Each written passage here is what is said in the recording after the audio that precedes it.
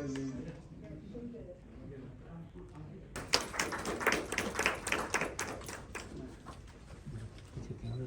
sorry. Sorry, sir. Getting to it.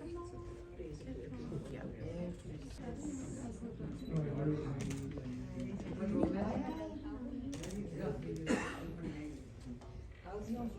नहीं लग रहा.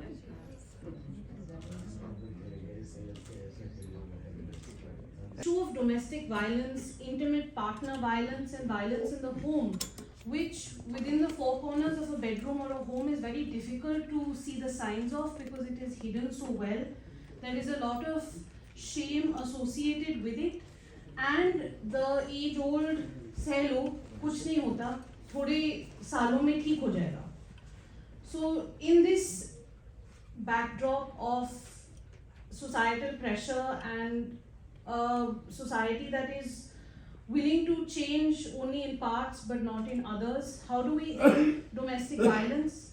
We have the Protection of Women Against Domestic Violence Act, which has given certain powers of protection, orders, restraining orders from throwing a woman out of the home, of restraining the respondent, which is the husband, from alienating his property, from temporary orders of custody of the children, to monetary relief, which can be granted at the interim stage and finally at the final stage after trial.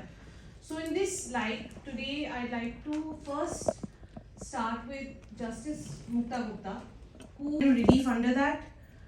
Prior to even the Supreme Court passing a judgment as to who is a respondent, would a respondent include, and that is the Kusum Lata judgment of Justice Gupta's, would a respondent include a woman, or would it only be a father-in-law, would it only be a husband? And the judgment says that anyone who is in a shared household, having a domestic relationship, would be a respondent. Good afternoon, everyone. While I sit here with a photograph of Justice Sunanda Bhandare, there are still lots of memories associated with her. She was my role model into the profession, both as a lawyer and as a judge. I confess I'm nowhere near her as a judge, but yes, if anybody says, whom would you say best till now, the number one is always Justice Sunanda Bhandare. When I started practice, the first lesson she taught me was, get away from your father, be independent, because you don't grow under a banyan tree. And I think that was a very important lesson.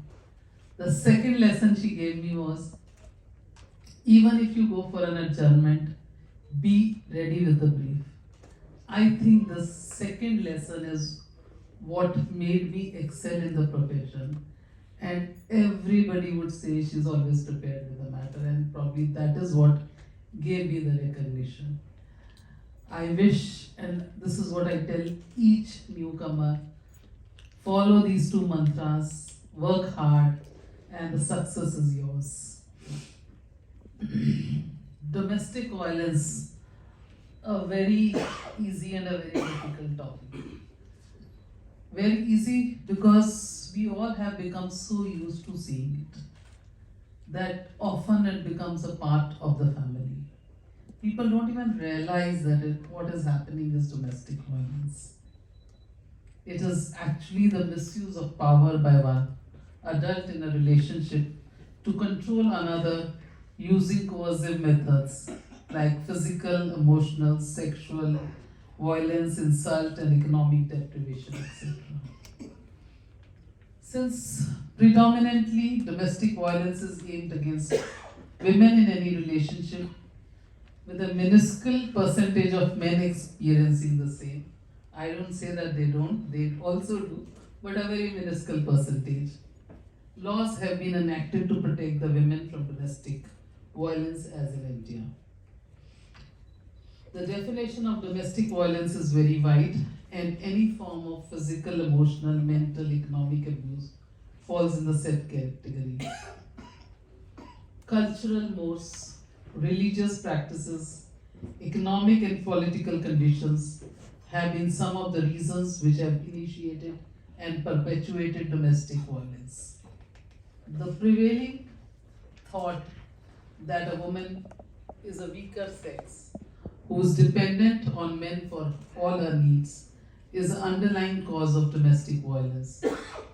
Despite the enactments like 498 and 304B coming in the year 1983, followed by the Protection of Women from Domestic Violence Act 2005, one does not see end to domestic violence by mere enactment.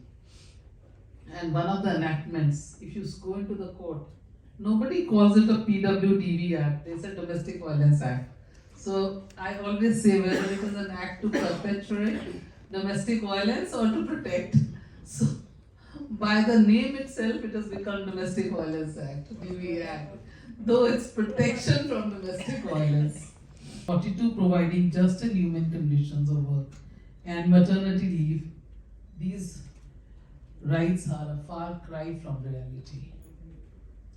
To have a society free from domestic violence, we need to practice and imbibe amongst us the most important fundamental duty included in the Constitution by Article 51(1)(a), which imposes a fundamental duty on every citizen to renounce practices derogatory to the dignity of women. This imbibing of the fundamental duty starts from the basic unit of the society, that is our home, then to the society, the state, and the world.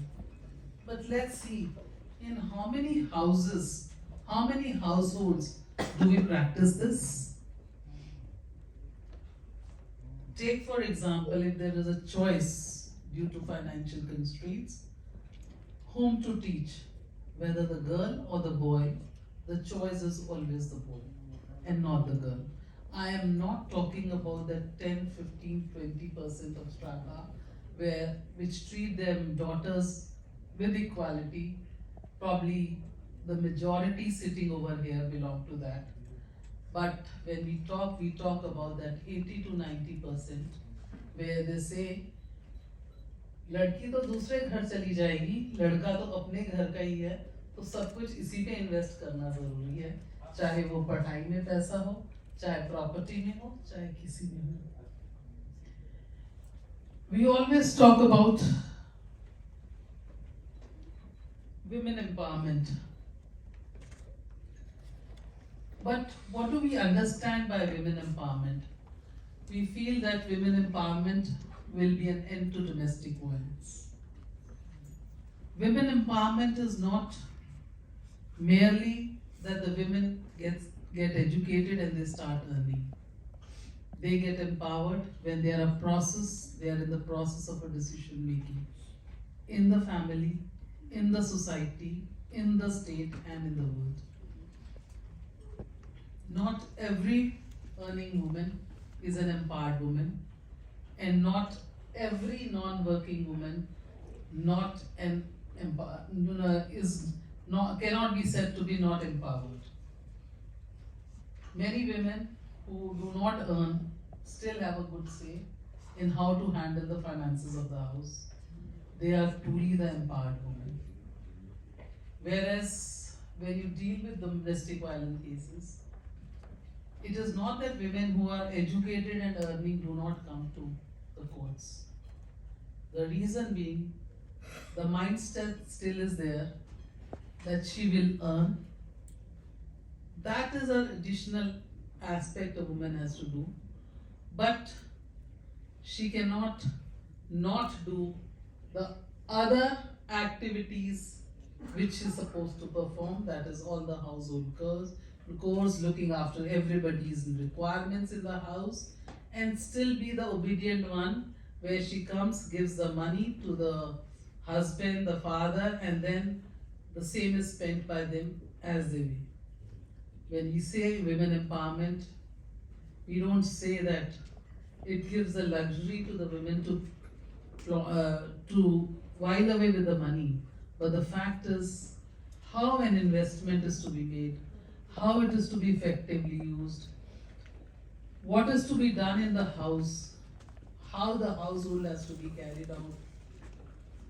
These are all participative steps, and when women get rolled into all these participative steps, that she becomes an empowered woman.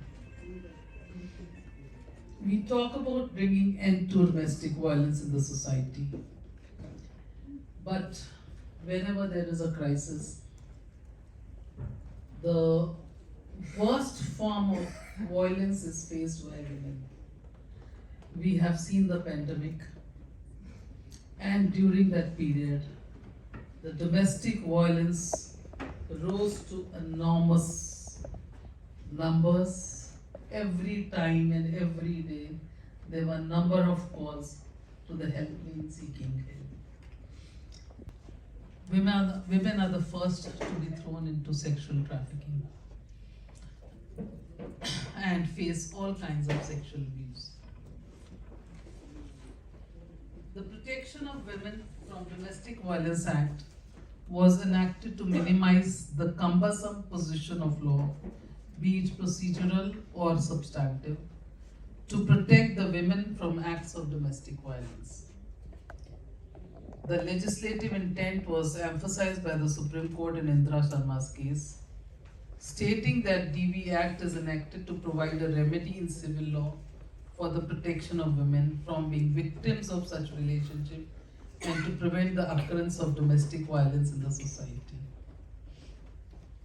The objective of the Act lays down an act to provide for more effective protection of the rights of women guaranteed under the Constitution who are victims of violence of any kind occurring within the family and for matters connected therewith or incidental thereto. This act was in terms of the recommendation of CEDAW and thought that it will give lot of remedies. Yes, it did provide remedies, but yes, it has provided number of challenges. Coupled with some of our judgments, which though progressive, have further added up to the challenges. The challenge to get an interim maintenance, which initially I thought the judge from the instinct would say at least give 4, 5, 6, 10,000. Now because of the affidavits, the interim maintenance itself is taking years to be granted. What to talk about the final maintenance. Then the shared household is also a difficult aspect to be dealt with. There are cases where women continue to be living in the shared household as a tool to settle the matter. There are instances where they cannot support themselves, and the allurement is we get them a house, we will pay the rent, and on that pretext the women is taken out of the household, the rent is paid for 1 or 2 months and then abandoned. The maintenance, the other issues, especially where the women are not working, for them to be taking care of the children, themselves, residents becomes a challenge. And many a times this delayed justice becomes in denial of justice. I would like not to elaborate on all these topics before my panelists have thrown the light based on Supreme Court decisions and of the High Court, and we will leave it to the end to discuss all these issues. I must congratulate Mr. Bhandare and his team for having taken this topic, chosen this topic, which is such open and frank discussions, really pave the way for improvements in the system. Thank you very much.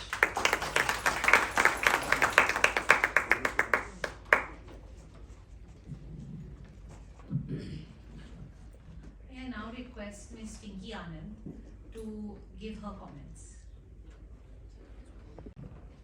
Well, ladies and gentlemen, it's a delight to be here today, even though the subject is at times encouraging, at times discouraging.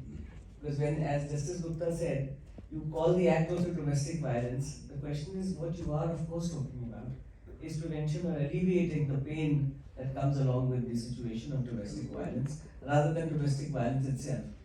But I have a few things that I want to just flag.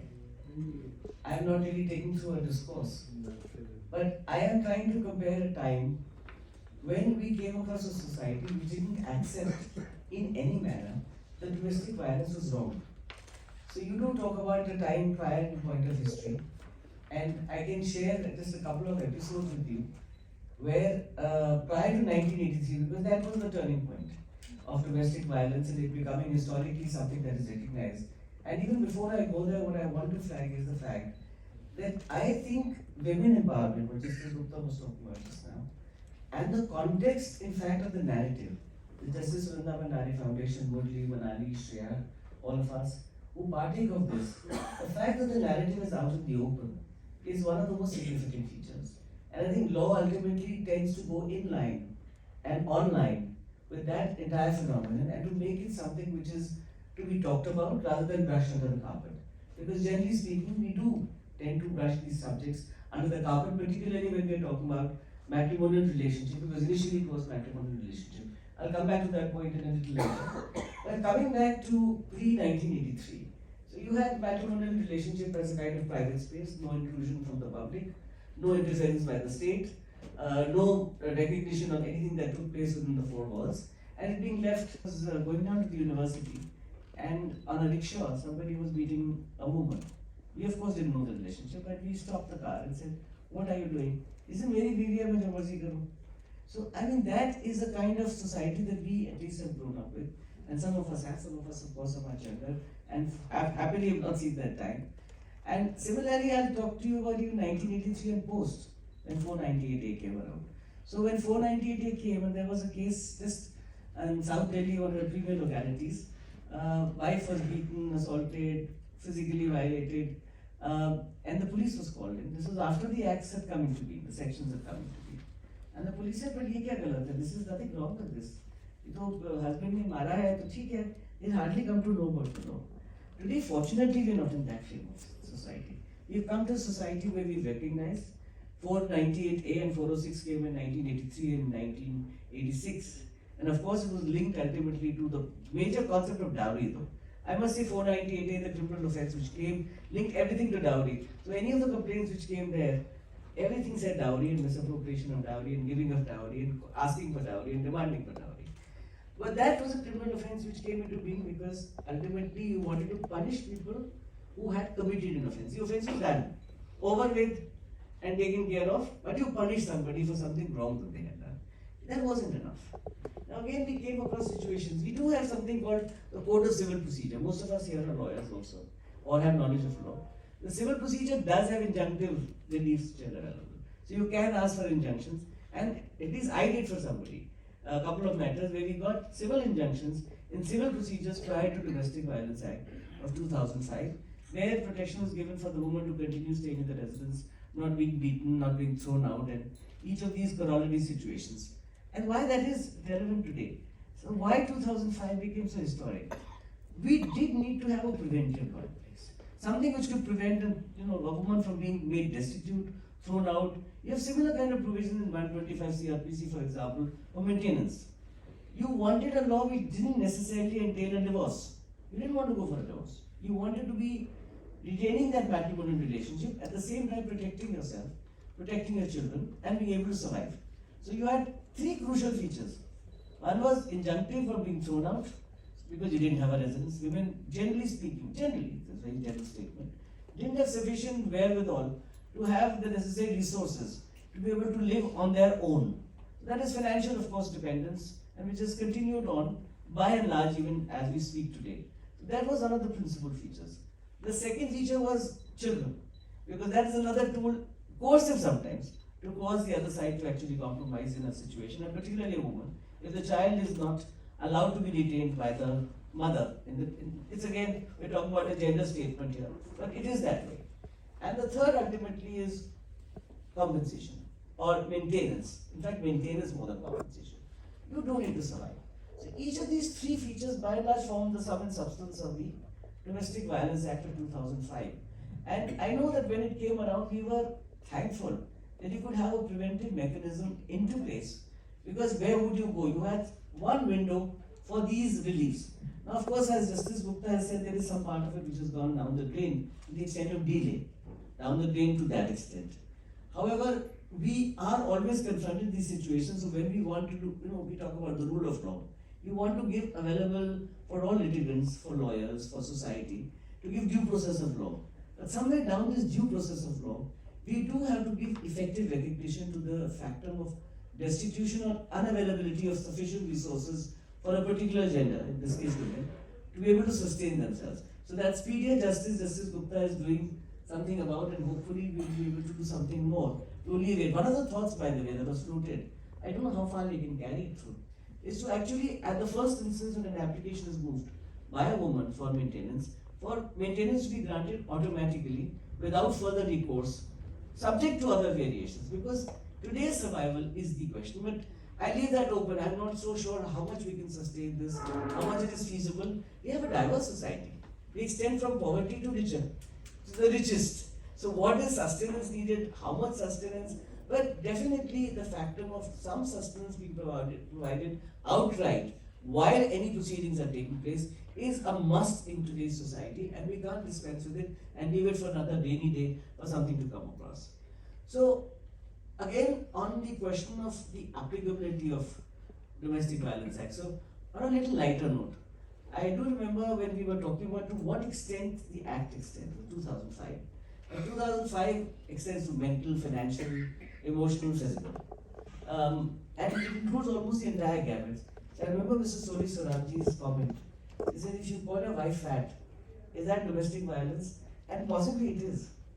Fat shaming. Psychological. Psychological violence. So you do have that position of extending. So there are some parts of it which can be somewhat on the lighter side. We do need to review to what extent you can allow any speech to be condemned as a psychological impact on you is quite another matter. But that is, as I said, somewhat on the lighter vein. But when we dealt with the Domestic Violence Act, we came across certain thresholds. We came across certain cultural ethos.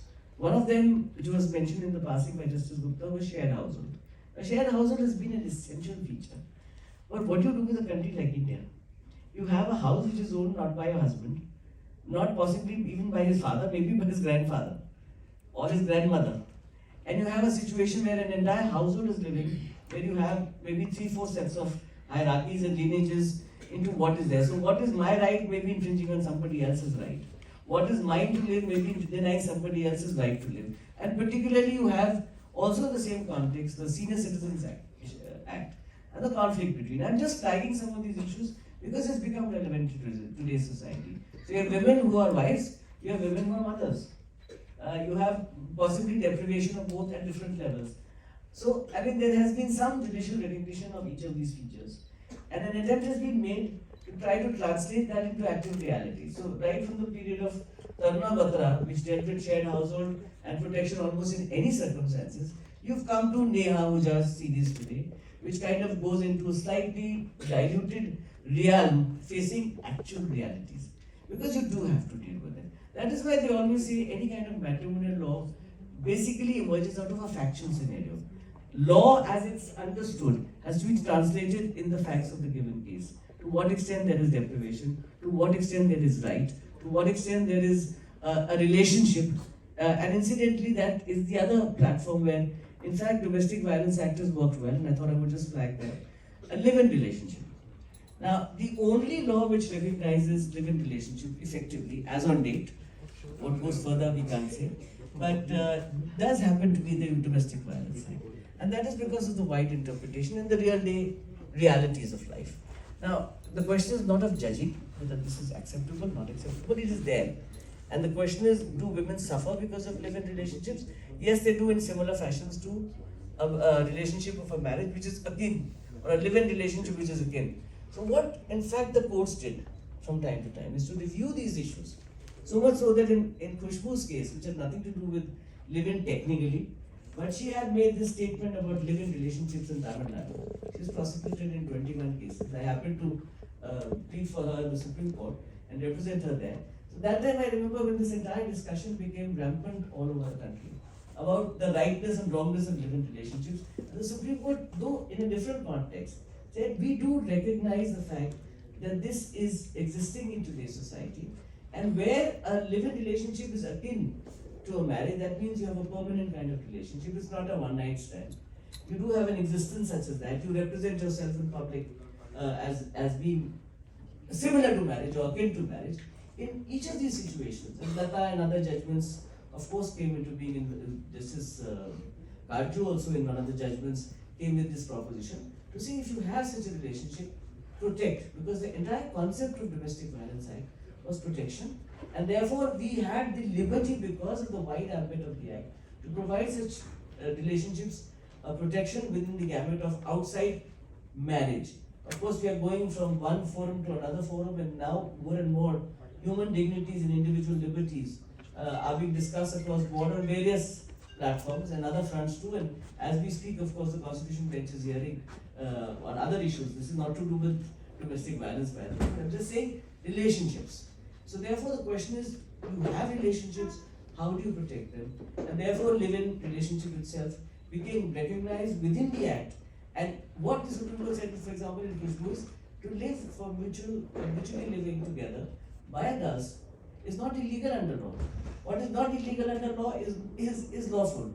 So ultimately, to come around to that entire circumference, and as I said, this is not an advocacy of what is right and what is wrong. This is interesting about law is the fact that when you make a law, you recognize an existence of something which is wrong, and you choose to address it, and that narrative tends to keep building up to a level where the phenomenon hopefully subsides, if not is completely eroded from the system. So this is the sociological kind of framework that we all work with, and that's why we are all here today, in fact, to discuss this subject, to see how we can take it forward and how we can socially address it to bolster up the legal provisions that are there, and for law, in fact, to support the difficulties that people have and they need to address.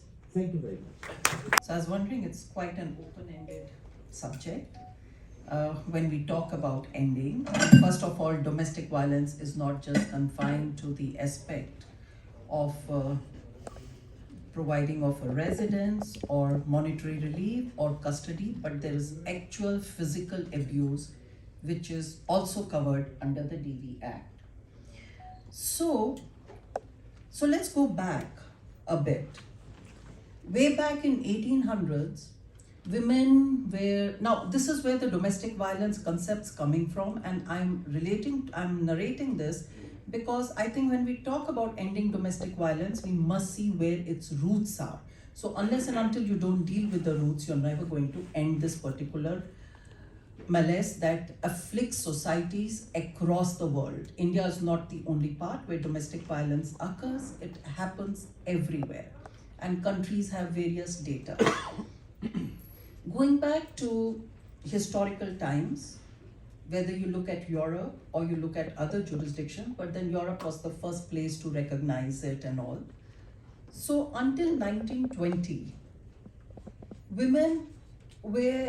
men or a husband was responsible for all actions of his wife and was answerable for the actions of his wife. So it was said that it was all right for him to beat up his wife because he has to keep her in place. That was one part.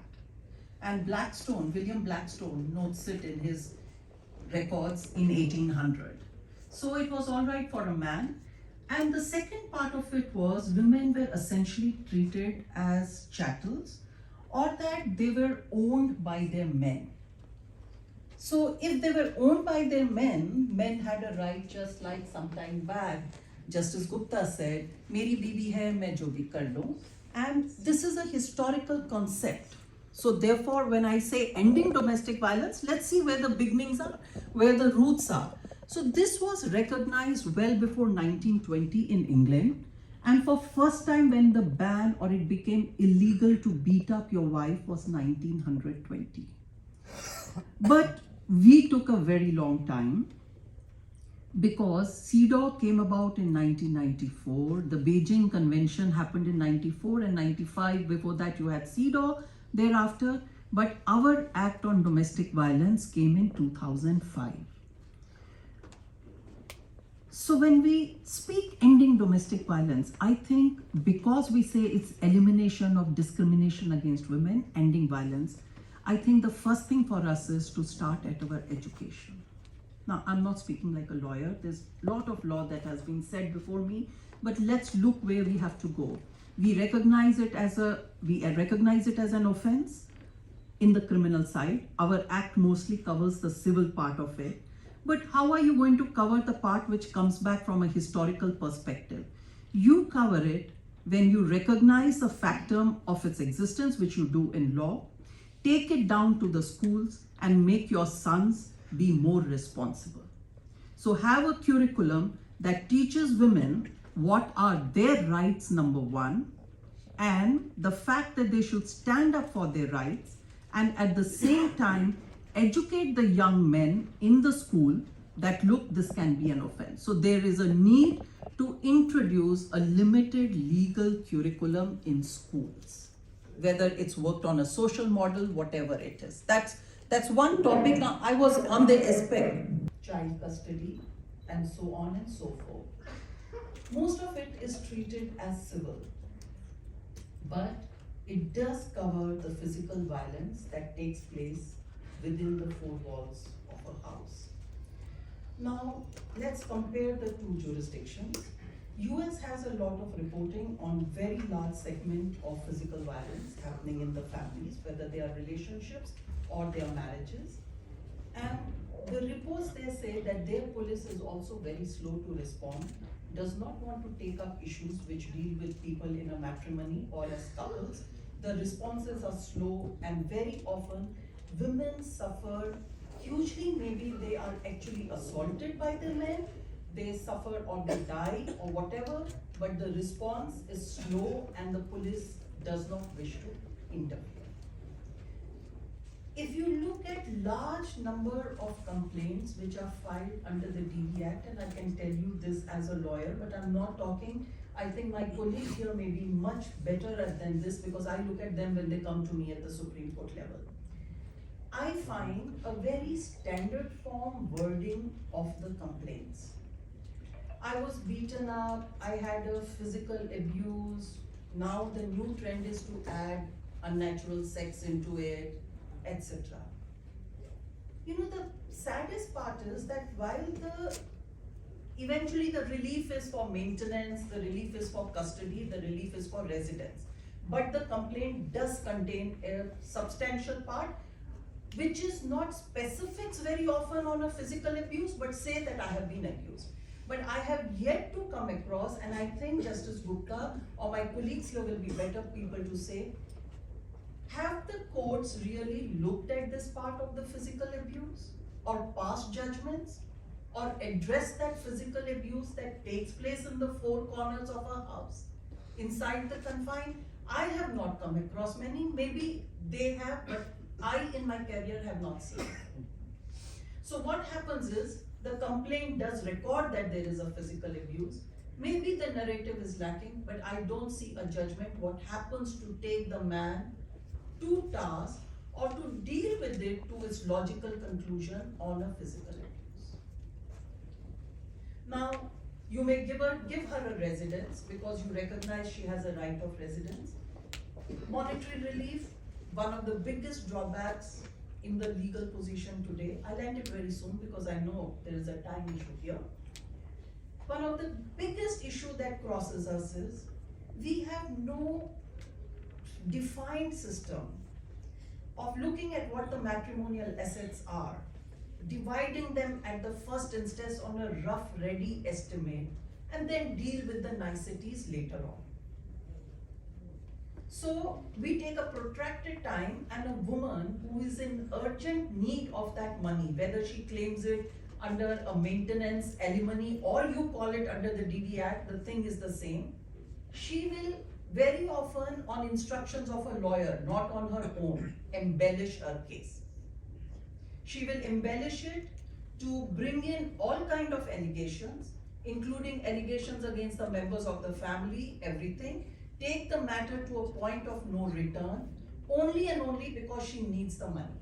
So you need to evolve a better system where on parting of the couple, the wife who's not working and who does not have access to some kind of a resource to maintain herself, has the swiftest access to some minimum form which keeps her body, soul together and takes care of her children. So that she's also in a position to fight. I mean, why would she give up all the cases of physical violence only because she is not in a position to fight? By the time she's got that maintenance alimony, she has lost that stomach to take the fight forward. At the time we do not want to talk about it. I believe very strongly in women's rights, but I do not believe in diluting those rights in the manner 498A has gone. Because 498A got abused so badly by filing a whole lot of false complaints, today is no longer taken as seriously as it used to be done today 15 to 20 years back. So laws which are beneficial and really concern women's rights, they are protective about their rights, have also been taken with that seriousness to ensure that they are not diluted by means of too many false frivolous complaints. And for that, I think the fraternity is responsible. I mean, and the first, I think, is to me, to my heart's more very close to, because I've spoken about it on occasions when I dealt with gender equality, on other issues of equality, that I think start to teach the boys and girls in the school. I think that's very, very important. Thank you very much. May I now request Mr. Banerjee to give. Good evening, everyone. The biggest difficulty is to speak after three erudite speakers. I don't think much has been left for me to hold forth on. You know the most amongst all of us, believe me. But I will try. The topic was very interesting, ending domestic violence, and all of us had a bit of a discussion also. Ending domestic violence is emblematic. It is of course an aim and endeavor of any society to finish and liquidate such a vice from the society is very important. However, just having that dream is not enough, and therefore I think the topic itself is expressing the dream of a lot of right-minded people in our society, which needs to be taken heed of by law and social workers. That's, I guess, my understanding of the topic today. There was an American historian called Fukuyama, who after the collapse of the Berlin Wall in 1992 talked of end of history. According to him, history had ended, and now it would be with end of communism. It would be now nothing but a free flow for American dominion. I don't think that he was correct, and there was no end of history. History will continue. That's one aspect of any aspect of ending something forever. It's not easy. Second, the aspect that legislation, or that you will legislate away an evil in society itself is very difficult. It is like saying that because there is a section 302, murder will end in society. It does not. Murder. So at the end of the day, law is to bring to book whether the violator is violating civil law or criminal law, and ensure that there is accountability in society. It's the jurisprudential aspect which, in my little understanding, I would appreciate to exist. Now, having said that, the Domestic Violence Act, one of the criticism is that there is domestic violence against men also, and where is the parity? And there I was, while discussing it with my colleague, Ms. Singhal, one remarkable thing came. that it took till 1994 to declare women's rights as human rights. Now, this is stupefying. And that is only because there was a male dominion in society running through. It cannot be any other reason. You can't be saying that women need declaration of their rights as human rights. And not in the 19th century, not in the early 20th century, but nearly in the 21st century. So it's quite appalling. Then while going through, all of us have done, I also did a bit of reading. In mid 19th century, light chastisement of women was considered to be absolutely something which men were entitled to. So the difficulty is, while domestic violence is an aspect of superior financial and physical prowess of men, and that they were the ones who were handing over rights, and slowly that has finally yielded in a more society which is going towards justness. So when you say ending domestic violence, we are also looking at a more just and fair society than what it was, say, 100 years back.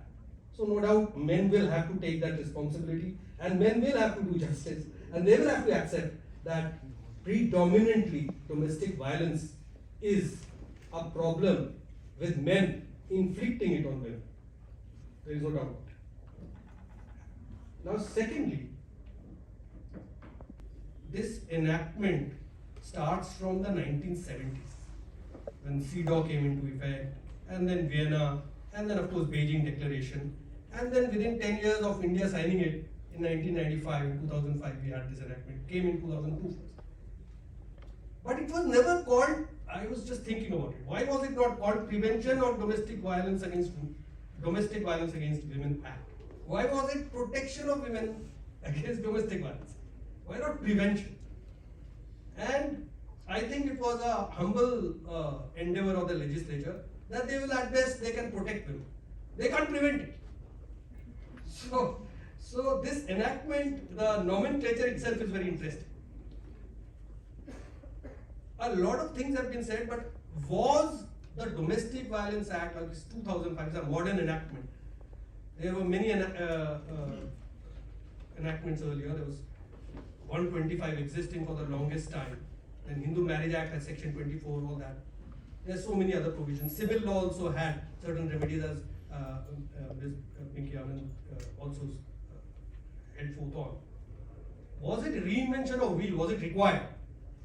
And that it was a requirement under the Beijing Declaration is one thing. That India was trying to come at par with international norms, which is important. A global order with respect to women's rights has to be set. However, did it just reinvent old wine in new bottle? I do not know. But one thing is for sure. Today, this enactment is I can say as a practicing lawyer, is the most used, and I'm not using the word used with sense of responsibility, not abused, most used act in the Indian courts when it comes to assertion of women's rights. And that is because it is, as it was rightly stated by Ms. Anand, that it's an umbrella protection. You can go there and put everything in one, which is cost effective for women. And the result is that you can ask for maintenance, you can ask for an interim temporary custody of children, you can ask for something very vital, which is, of course, in Justice Mudgal's judgment in Radhika and Narangi, talked about right of roof for a woman, which is like she shouldn't be thrown out on the street, etc. All these things have come now into a catch-all enactment, and therefore Domestic Violence Act itself becomes very, very, I think it's, even if it is dealing with old rights, but the way it deals with it makes it a very powerful enactment which is to be seen in practical use. That as far as this enactment is concerned. So the topic doesn't talk of Domestic Violence Act, it's an ending domestic violence. So, of course, because this is a buzzword, we all have discussed Domestic Violence Act, but there were other enactments. The Domestic Violence, first time it was enacted was in 498A, and 406 was, of course, through judicial creativity. It was added as a part of women's rights. However, 498A was always there, and yet it was found to be inadequate because it was a penal provision and therefore could not deal with compensation and things to right of a woman practically. I mean, punishing someone is one thing, but to create that balance, this enactment was absolute requirement. Now, talking of ending domestic violence, I think the aspect is embedded even in the Domestic Violence Act, and very, very careful perusal of the provision shows from section 5 to 11 that there is an interplay envisaged between the police, the society, in the sense that civil society, members of civil society, as well as the judicial, the courts, to interact in smooth tandem in order to do one single-minded thing, which is protect women's rights. Has that happened? My own understanding is that it has not. Our understanding is that the courts are doing a lot, no doubt, but whether the central government has done enough by creating good experts, because you need child psychologists, where are they? Are they empaneled? Hardly they, generally the courts have to go to get very expensive help from psychiatrists and psychologists, because they are not made part of the rules. Then you look at whether the counselors were attached, with due respect to all of them, whether they are up to it, because at the end of the day, registered bodies have been allowed and permitted to interact with the court process in order to embellish it and fortify it, but I don't find that kind of level of counselors. These are practical issues. Then the police, of course, police, first question is whether police should be involved in the family. Are they in any manner sensitized in any jurisdiction with their ways and with their methodology? Generally, it would be using a very hard, a very strong arm kind of an approach which the police is going to take. But with interaction with the social workers and the courts, I'm sure they would become also very important in protection of the women from such domestic violence. But then police, I think, treats these matters as mostly as a joke. We all know it. Though it spends most of the time doing, I mean, when 498 matters, a lot of police personnel are involved in it. They do their best, they work very hard. But at the end of the day, the police process becomes coercive and it becomes extortion, with lawyers also actively playing a bit of a negative role. So now coming to at the criticizes courts and what the courts are doing, there is a tower of Babel, one judgment coming like this and one judgment going there, and we're all grappling with it every day to make sense of all this din, which is created. So multiple high courts and Supreme Court, of course, benches, larger benches and all. Having said that, two things I wanted to say. One is the role of lawyers. Now, the lawyer's role is another very powerful, because they are the ones to whom the parties go to. Now, I find that lawyers getting to formulate kind of approach, and then, as Ms. Arora said, that there is same draft being used in 5 complaints, and you are basically doing. So, at the end of the day, our social welfare legislation becomes a social abuse bill. So, you fit one story of one person into another, and then you just want to use that as a Procrustean standard with everyone. The result is that the courts will settle it. So the woman is without any money, she is on the road. The man, therefore, you get an it is not the even playing field. So how do you do that? It has to be by a very, very quick financial equalization to that. It cannot be done perfectly. So that needs to be done fast. Maybe all this abuse will also not go away. It's fine. what I wanted to say is, and the way we marry, it's also an issue.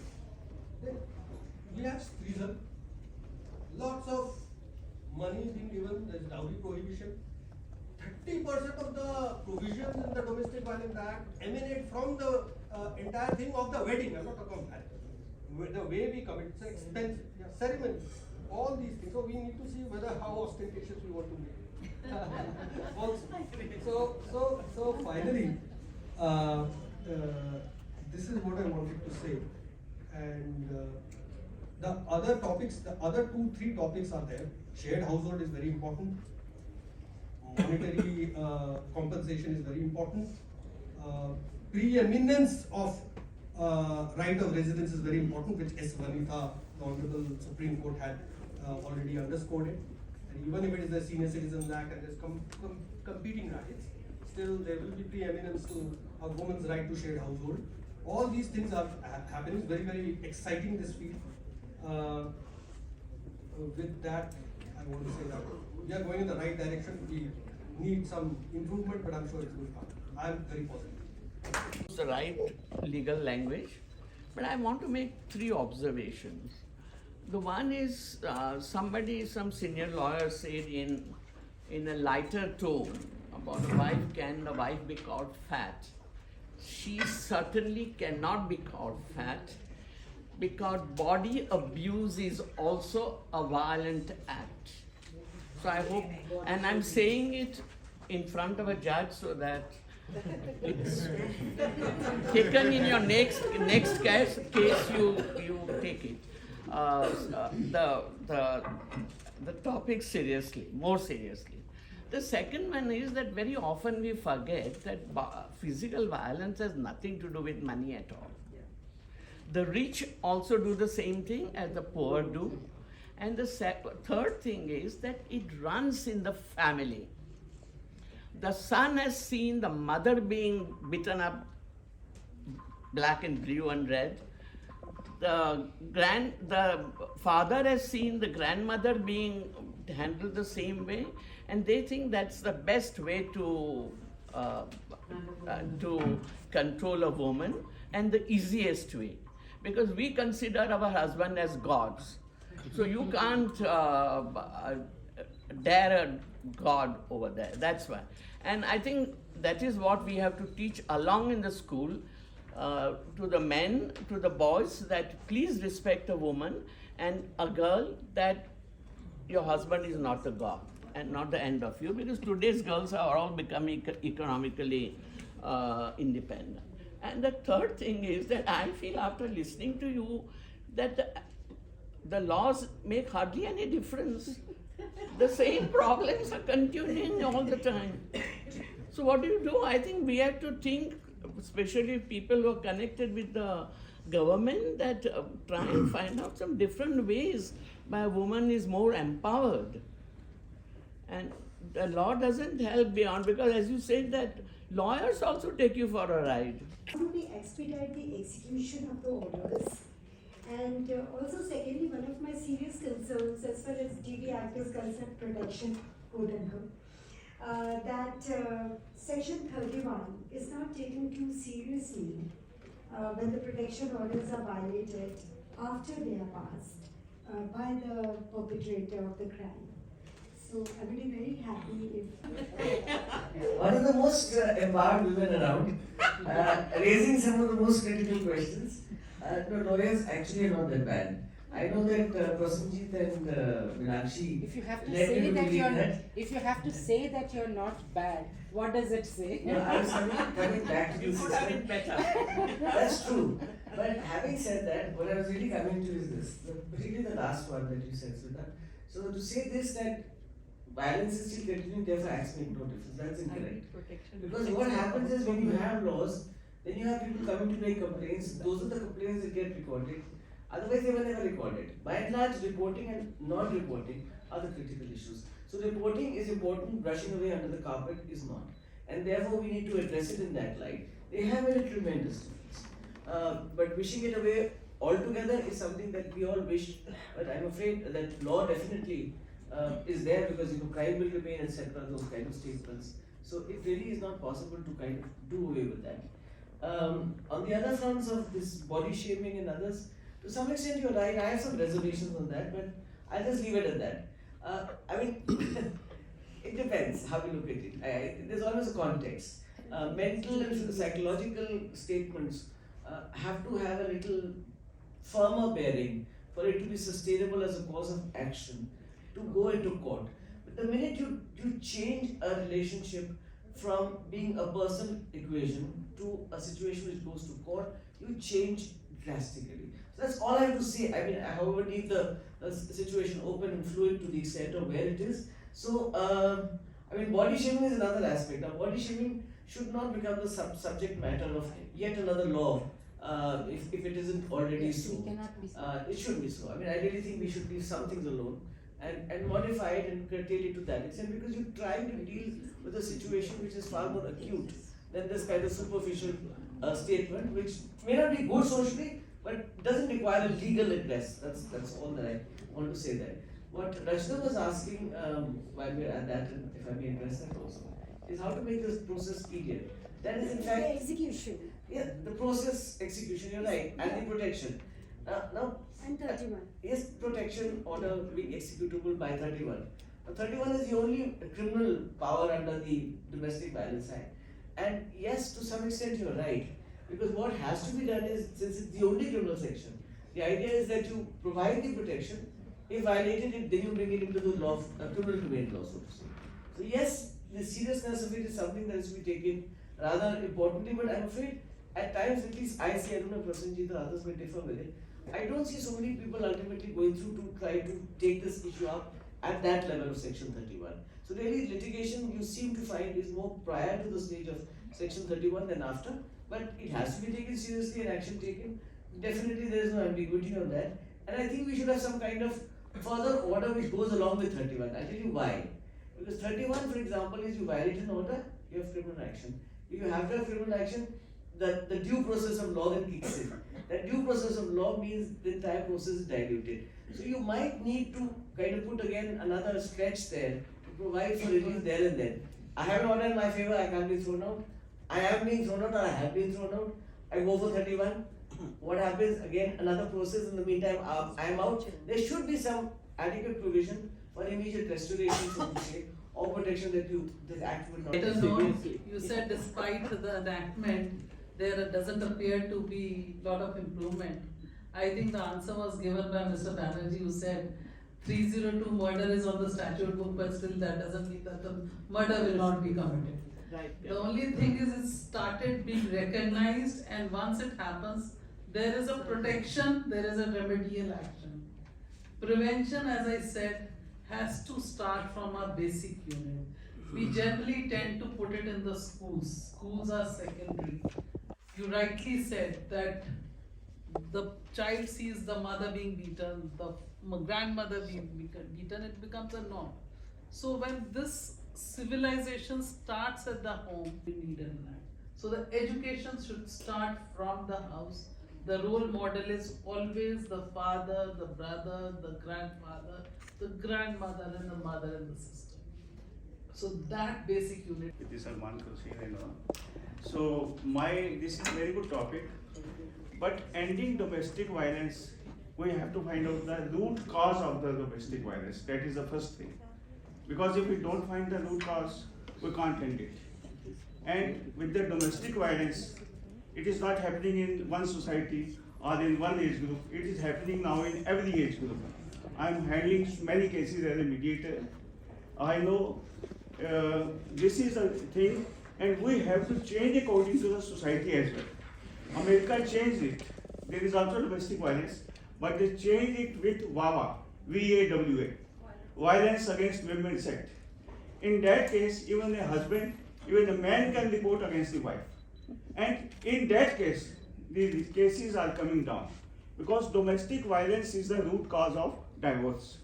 So if both the husband and wife report, they immediately send it to the mediator, and this is called attorneys, not advocates, and attorneys in USA, and they have got advocates as a counselor. The case goes to the advocates, those advocates, and they settle the cases. It doesn't go to the police. if we send the husband or the wife or anybody beyond the bar, they will immediately violate you. And they will immediately say, okay, I want divorce. And these murders like a Shraddha and all that, these are coming up in the society because provocative language of anybody, maybe husband or maybe wife, that gives rise to the domestic violence, and this is the root cause, and this is happening false. मेरे को कुछ भी सवाल नहीं है मेरा, लेकिन एक छोटी सी बात है, एक डिफरेंट प्रोस्पेक्टिव है डोमेस्टिक वायलेंस का। मैं सिर्फ वो आपके सामने 1 से 1.5 मिनट में रखना चाहूँगी। देखिए, यदि आप पर्सन विद डिसेबिलिटी है, स्पेशली क्रिपल्ड डिसेबिलिटी है, तो उस केस में डोमेस्टिक वायलेंस के चांसेस बहुत बढ़ जाते हैं। बहुत सारे एग्जांपल्स हैं जिसमें कि चाहे वो मेल है या फीमेल, दोनों में से यदि एक पार्टनर नॉन डिसेबल्ड है तो उसमें डोमेस्टिक वायलेंस के चांसेस, और मैंने देखा है, बहुत बड़े हैं। दूसरा, एक ही फैमिली में यदि 3 बहुएं हैं और उनमें से एक डिसेबल्ड है, उसका अपना हस्बैंड, मैं फिजिकल वायलेंस की बात नहीं कर रही, मेंटल वायलेंस की बात कर रही हूँ, उसका अपना हस्बैंड, पूरा परिवार उसके साथ वायलेंस करता है। लेकिन बाकी 2 बहुएं यदि वो नॉन डिसेबल्ड हैं, भले ही वो पढ़ी लिखी नहीं है, जॉब में नहीं है, उतनी सुंदर नहीं है, उनके साथ वायलेंस नहीं है। तो मैं सिर्फ ये कहना चाह रही हूँ कि डिसेबिलिटी जो है वो वायलेंस को बढ़ाती है कई गुना। Thank you. Madam and sir, I'm a final year student. My name is Samira Khan, and I came here with 2 pricking questions, doubts. So when I was just reading the BARE Act while being in the law school, now I'm doing my final year internship. So when I was reading the BARE Act, I came across one chapter. An entire chapter is dedicated for the protection officers. Because now I have gained a few bit of experience in the courtrooms, I have realized that they aren't that diligent as we expect them to be. Because there is a perception that the law is being misused. So that is one point I wanted to make. And another question, which is I think everyone might have thought in the past one week, because the Supreme Court is taking on this matter. We now know that live-in relationships come under the ambit of this TV Act.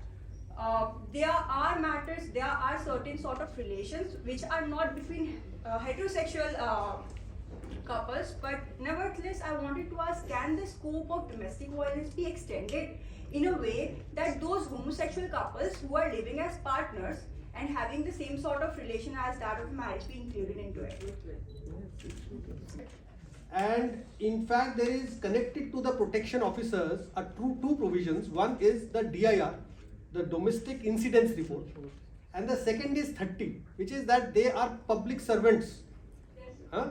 There are 2 things. So they were given a very, very important position. Have they has experience in the court lived up? Has the protection officer lived up to that promise? That's one question. And the second question is whether the contemplation of such an officer was required at all. Second. The first question is my own experience, and I'm speaking for a lot of lawyers who practice. The protection officer has become, with the greatest respect, I don't mean to say that they are not required, have become supernumerary in the entire act. And they mostly are not even the lawyers take over and they file the case. Protection officer and the role that was contemplated is not generally, statistically I don't think it is there. So first of all, they are not being utilized that way. In fact, domestic incidents report comes afterwards. Once it is filed, and after that generally it had to precede. Thirdly, the protection officers, because of the fact that they are not generally being put to use as the statute contemplated, the protection officers have become ineffective. And I can say there are instances of abuse also. Well, that is also covered in they are supposed to act bona fide. The resources are also not there. The resources are also not there. whether they are there or not is of course a moot question, but whether they are living up to their promise, whether either due to lack of resources or lack of integrity, is something which is wide open. So this is as far as that is concerned.